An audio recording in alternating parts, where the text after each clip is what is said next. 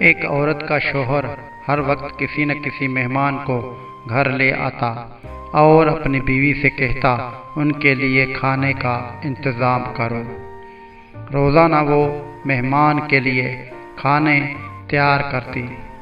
آخرکار وہ روز کے معمول سے تنگ آ گئی اور ایک دن رسول پاک صلی اللہ علیہ وآلہ وسلم کے پاس گئی اور کہنے لگی، یا رسول اللہ صلی اللہ علیہ وآلہ وسلم، میرا شوہر روزانہ کسی مہمان کو گھر لے آتا ہے اور میں کھانے بنا کے تھک جاتی ہوں۔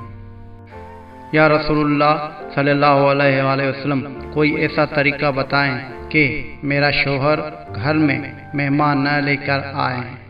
اس وقت نبی پاک صلی اللہ علیہ وآلہ وسلم خاموش رہے اور وہ عورت نبی پاک صلی اللہ علیہ وآلہ وسلم کی خاموشی دیکھ کے گھر واپس آ گئی۔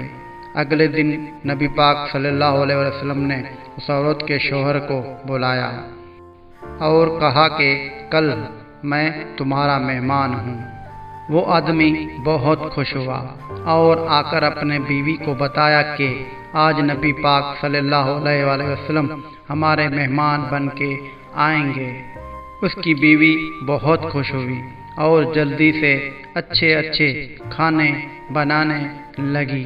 جب نبی پاک صلی اللہ علیہ وآلہ وسلم اس عورت کے گھر آئے تو نبی پاک صلی اللہ علیہ وآلہ وسلم نے اس کے شوہر سے کہا کہ جب میں کھانا کھا کے واپس جانے لگوں تو اپنی بیوی سے کہنا میرے گھر سے نکلنے تک پیچھے دیکھتی رہے۔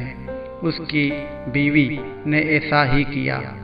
جب نبی پاک صلی اللہ علیہ وآلہ وسلم واپس جانے لگے تو اس عورت نے کیا دیکھا کہ رسول اللہ صلی اللہ علیہ وآلہ وسلم کے ساتھ بچھو، سانپ اور کیڑے مکوڑے سب ساتھ جا رہے تھے۔ وہ یہ منظر دیکھ کے بے ہوش ہو گئی۔